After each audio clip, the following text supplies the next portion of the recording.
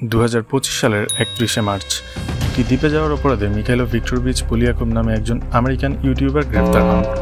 এর 2 দিন আগে অর্থাৎ 29 মার্চ সকালে তিনি দক্ষিণ আন্দামান দ্বীপ থেকে কিছু দূরের আরেকটি দ্বীপে গিয়েছিলেন ভিডিও বানানোর উদ্দেশ্যে।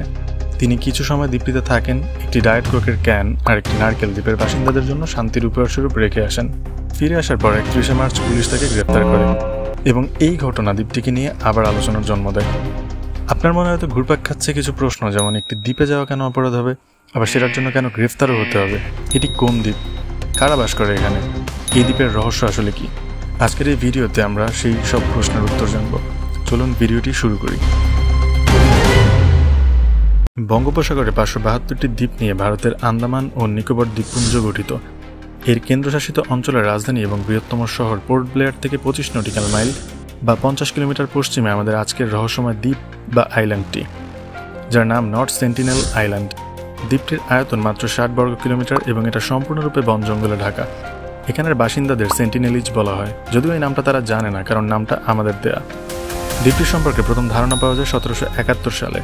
ব্রিটিশ ইস্ট ইন্ডিয়া কোম্পানির একটি জাহাজের নাবিকরা উত্তর সেন্টিনেল দ্বীপে আগুন দেখতে পেয়ে এখানে জীবনের লক্ষণ সম্পর্কে ধারণা করেন। 1896 সালে একজন বন্দী গ্রেট আন্দামানের একটি দ্বীপে ব্রিটিশদের নির্মিত কারাগার থেকে ভেলায় করে পালিয়ে যায়। কয়েকদিন পর একটি অনুসন্ধান দল তাকে সেন্টিনেল দ্বীপে গলা কাটা এবং একাধিক তীরের আঘাতযুক্ত মৃত অবস্থায় খুঁজে পায়।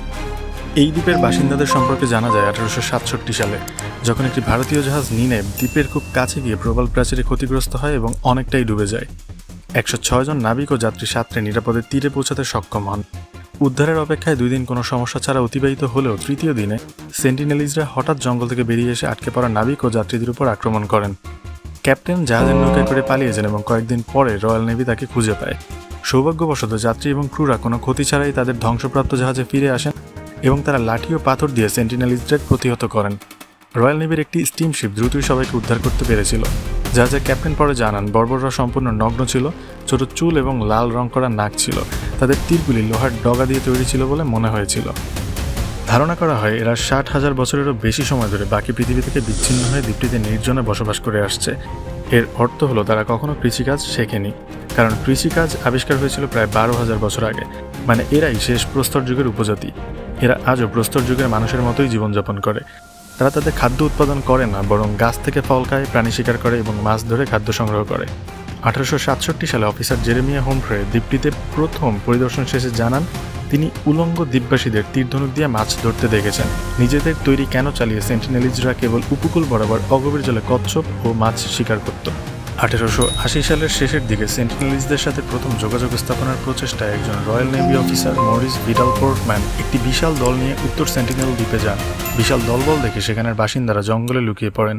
কয়েকদিনের ব্যর্থ অনুসন্ধানের পর তারা পরিত্যক্ত গ্রাম, এক বৃদ্ধ দম্পতি এবং 4 শিশুকে খুঁজে পায় এবং কোনো সংগ্রাম বা প্রতিবাদ ছাড়াই তাদেরকে অপহরণ করে পোর্ট ব্লেয়ারে নিয়ে যায়। সেখানে সমস্ত সেন্টিনেলিজ দ্রুত অসুস্থ হয়ে পড়ে এবং বৃদ্ধ দম্পতি মারা যান। এরপর পোর্টম্যান অসুস্থ শিশুদের সাথে সাথে প্রচুর উপহার দিয়ে দ্রুতই তাদেরকে দ্বীপে ফিরিয়ে দিয়ে যান। কিন্তু শিশুরা তাদের সাথে যে রোগটি নিয়ে এসেছিল, অন্যান্য সেন্টিনেলিজদের মধ্যে সেটা কতটা ছড়িয়েছে এবং কতজন এর কারণে মারা গিয়েছিল তার সঠিক হিসাব জানা যায় না।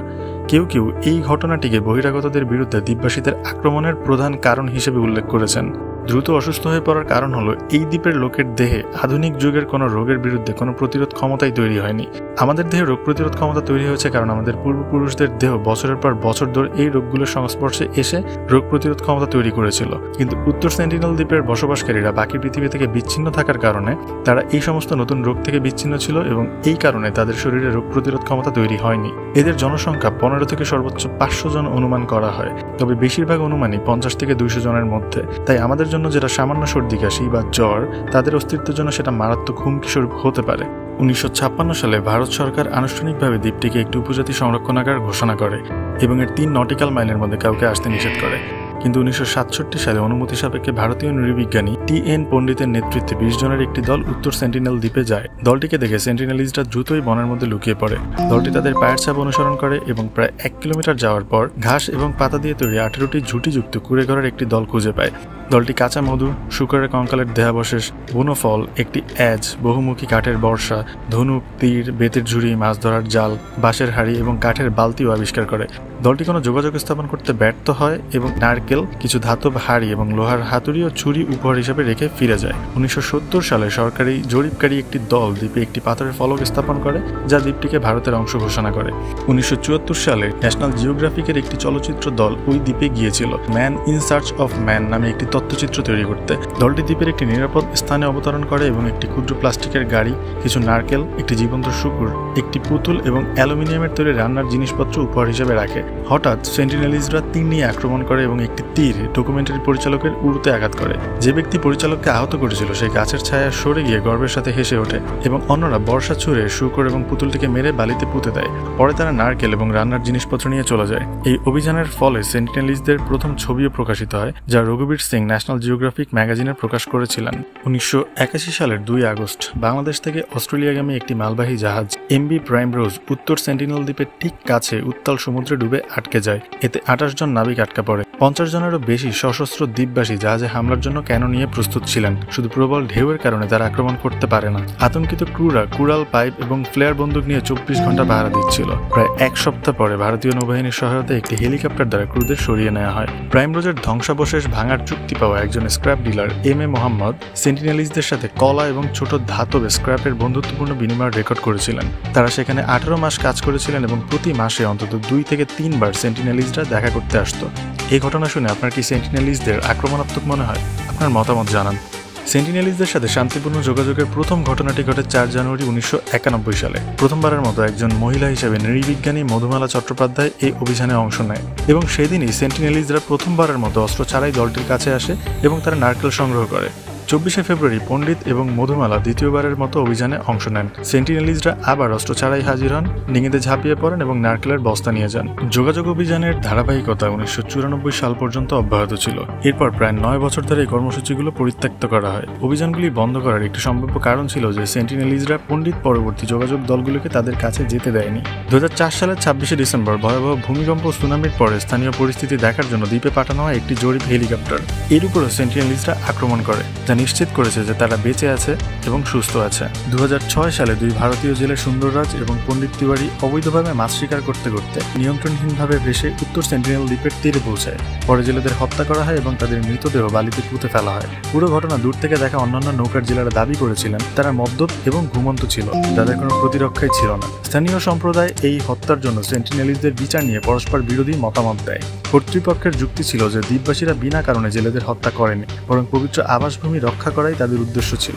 আপনার কি মনে হয়, তারা সঠিক ছিল? 2018 সালের নভেম্বরে জন অ্যালেন চাউ নামে একজন আমেরিকান মিশনারি সেন্টিনেলিজদের কাছে খ্রিস্ট ধর্মের বাণী ছড়িয়ে দেওয়ার জন্য কয়েকজন জেলেকে $300 বেশি ঘুষ দিয়ে অবৈধভাবে উত্তর সেন্টিনেল দ্বীপে পৌঁছান। জেলেদের সতর্কীকরণ সত্ত্বেও চাউ আরও কাছে গিয়ে দ্বীপবাসীদের সাথে যোগাযোগ করার চেষ্টা করেন, কিন্তু তাদের শরীর এবং জিহ্বার আক্রমণাত্মক ভাষা দেখে দ্রুতই নৌকায় ফিরে যান।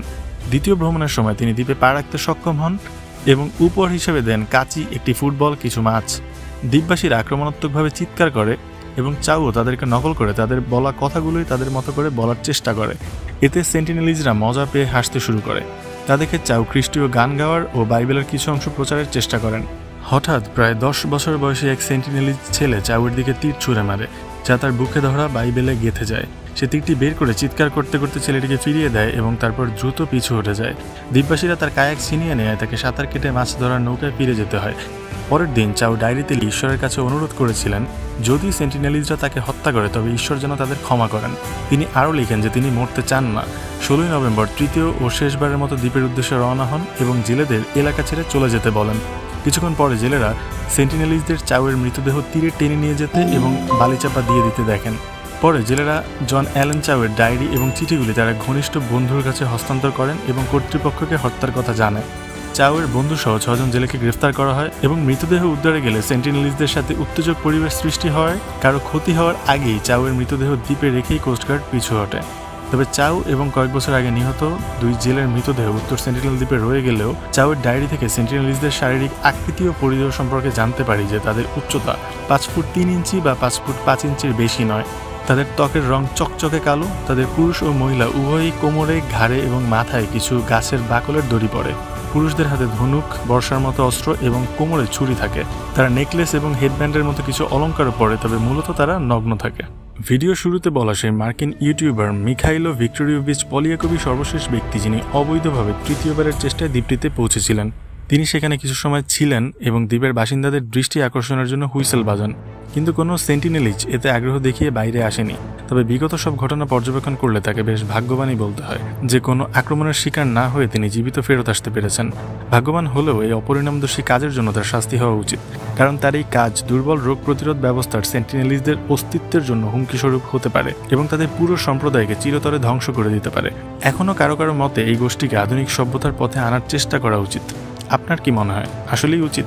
যারা বাকি দুনিয়া থেকে বিচ্ছিন্ন থাকতে চায় তাদের সাথে আমাদের যোগাযোগ বজায় রাখতে চাওয়ার প্রচেষ্টা কতটা যৌক্তিক?